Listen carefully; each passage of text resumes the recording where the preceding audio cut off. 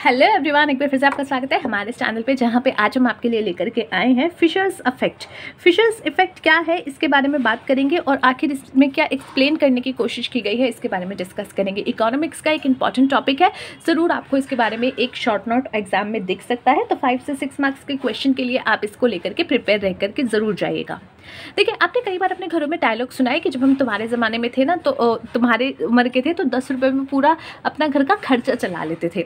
ठीक है, and I think we are the last generation जो ऐसे डायलॉग सुन रहे हैं। सो ये चीज़ एक्चुअली में क्या आपको बताती है? क्या आपको नहीं लगता कि यार उस टाइम पे चीज़ें बहुत सस्ती थी? अब अगर 10 रुपये आप मुझे दोगे तो मैं एक सिर्फ 10 रुपये का कुरकुरे ही ला सकता हूँ, दैट्स इट, उससे ज़्यादा कुछ नहीं मिलेगा। तो यहाँ पे ये फिशर इफेक्ट में यही बात की गई है कि आपका जो आप इन्वेस्टमेंट करते हो, लेट सपोज आपने कहीं पे कुछ इन्वेस्टमेंट किया है, आपने किया है कहीं पे 100 रुपये का इन्वेस्टमेंट, 100 रुपये का इन्वेस्टमेंट, और आपको बोला गया है कि 10 साल बाद जो है हम आपको 120 रुपी जो है रिटर्न करेंगे, यानी कि 120 रुपये हम आपको रिटर्न कर देंगे। हम आपको 120 रुपये रिटर्न करेंगे, यानी कि कितना परसेंटेज रिटर्न हो रहा है? 20% मुझे जो है रिटर्न हो रहा है आफ्टर 10 ईयर्स। ठीक है, नेक्स्ट अब यहाँ पे आप सोचो कि 100 रुपये जो आपने आज इन्वेस्ट किए हैं, 10 साल बाद यानी कि अभी अगर आप जाओगे तो ये 100 रुपये की आपको जो है एक कॉफ़ी मिल जाएगी, एक सिंपल से नॉर्मल से कैफ़े में। ठीक है, अब वहीं अगर आप 10 साल बाद उस कैफ़े में जाओगे, वही कॉफ़ी अगर आप ऑर्डर करोगे तो उसका प्राइस जो होने वाला है ना, that is going to be 130 और मे बी 135 और may be 150, which means that is going to be more than the percentage of return which you are getting at your investment, जो कि आपका है 20% इन दिस केस। तो यहाँ पे 20% का जो आपको इंटरेस्ट रेट मिल रहा है ना इस 100 रुपये के बदले में, तो अगर आपको उस टाइम पे 10 साल बाद 120 रुपये वापस मिलते हैं और वो आप 120 रुपये लेने चाहते हो कॉफ़ी पीने, और उसको कहते हो कि एक कॉफ़ी दे जो तूने मुझे 10 साल पहले दी थी, वही वाले फ्लेवर की।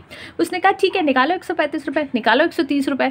आपने कहा ऐसा कैसे? मैंने इन्वेस्टमेंट की थी तो मेरा पैसा बढ़ रहा था। यहाँ पे भले ही पैसा बढ़ रहा था बेटा, बट महंगाई भी तो बढ़ रही थी।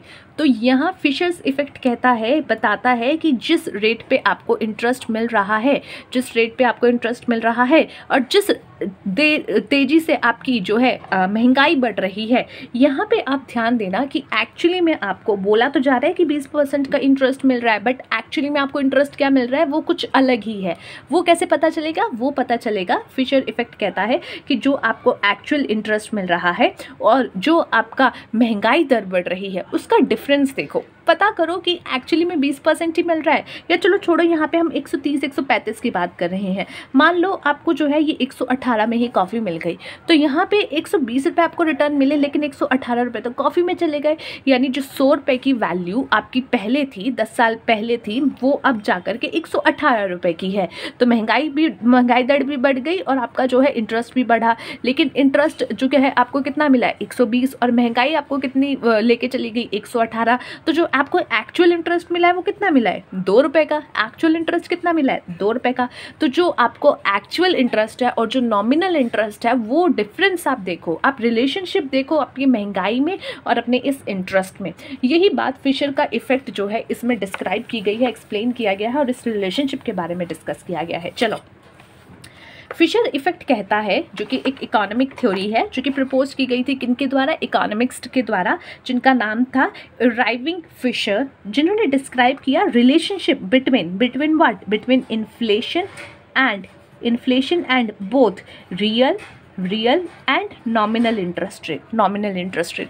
रियल इंटरेस्ट रेट क्या होता है? रियल इंटरेस्ट रेट यानी कि जो एक्चुअली में आपको मिला है, जिसमें आप महंगाई को भी कंसीडर कर लेते हो और निकाल के देखते हो कि भैया एक्चुअली मेरी जेब में क्या आया है, तो वो आपका होता है रियल इंटरेस्ट रेट। ठीक है, जो एक्चुअली आपकी पॉकेट में आता है। और नॉमिनल यानी कि जो कि लिखा होता है ना 10%, 15%, 20%, दैट इज़ नॉमिनल, जो कि क्या कहता है?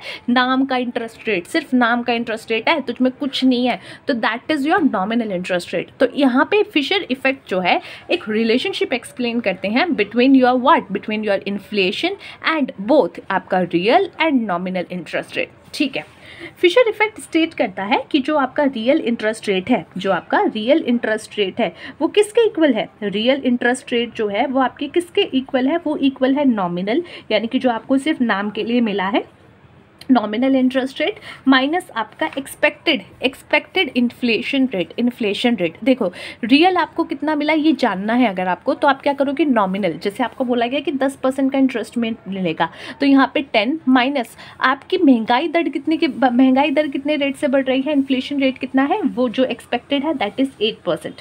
सो यहाँ पे आपको कितना मिला है एक्चुअली में 2%। तो 2% is what, 2% is your real interest rate.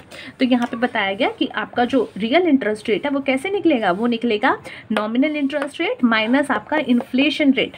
इसीलिए जो आपका रियल इंटरेस्ट रेट है फॉल्स एज इन्फ्लेशन इंक्रीज, जैसे जैसे आपका ये इन्फ्लेशन बढ़ता जाएगा। देखो जैसे जैसे इन्फ्लेशन बढ़ता जाएगा, अभी इस केस में हमने लिया 10 - 8 तो आपका आ गया 2%।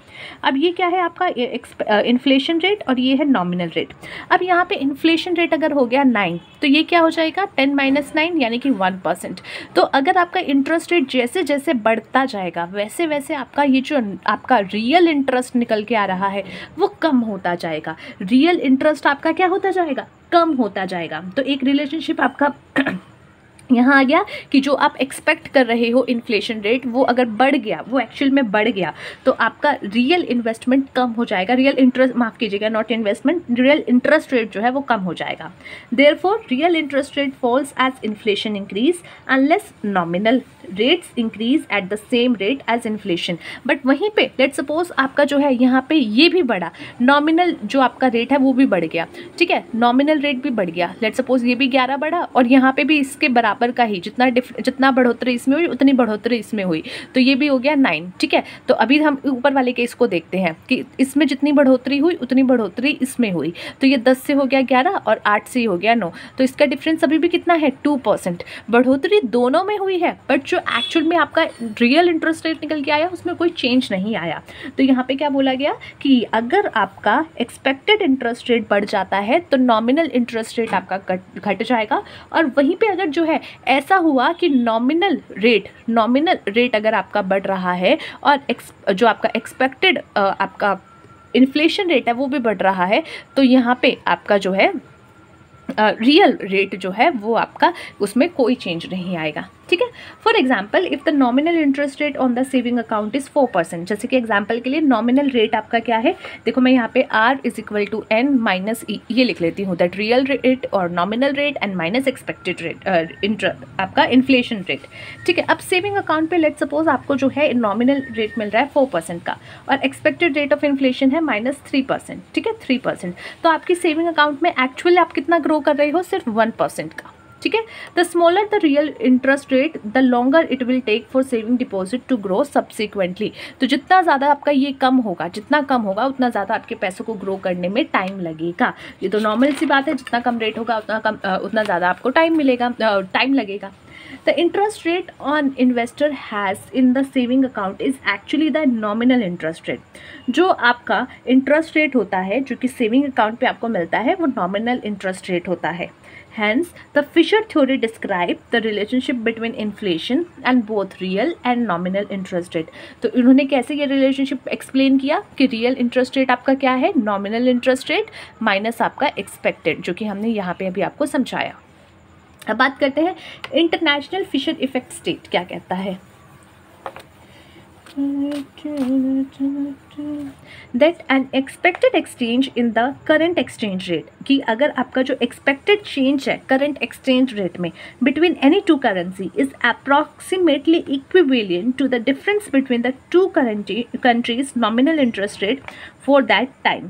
फॉर एग्जाम्पल के लिए अगर एक कंट्री है A जिसका इंटरेस्ट रेट है 10% और कोई कंट्री है B जिसका इंटरेस्ट रेट है 5%,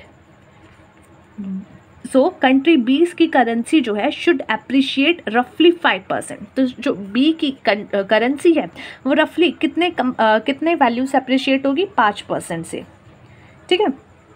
compare two countries as currency, compare किसके, कंट्री की ए की करेंसी के अगर देखा जाए तो ये क्या है, उसके कंपैरिजन में सिर्फ 5% का ये आपका जो है अप्रिसिएशन रखेगी। According to Fisher's, country with a higher interest rate will also tend to have a higher inflation rate. क्यों? क्योंकि फिशर के अकॉर्डिंग क्या है कि किसी कंट्री में अगर इंटरेस्ट रेट ज़्यादा है तो वहाँ पे जो इन्फ्लेशन रेट है that will also be higher. तो इसीलिए the increased amount of inflation should cause the currency in the country with the high interest rate and depreciate against the country with lower interest rate. तो यहाँ पे क्या बोला गया कि जो आपका इंक्रीज होगा इन्फ्लेशन में वो जो है ज़्यादा होगा, जिसकी वजह से आपकी करेंसी में जो है हायर इंटरेस्ट रेट आपको मिल रहा है और वहाँ पे वो उसको डेप्रिशिएट करेगी against a country with lower interest rate. So ये था गाइज आज का हमारा टॉपिक, जहाँ पे हमने आपके साथ डिस्कस किया फिशर का इफेक्ट के बारे में। फिशर इफेक्ट क्या है, क्या इसमें एक्सप्लेन किया गया। आई होप आपको समझ में आया होगा। Let's see you in the next video. Till then take care of yourself and take care of your health.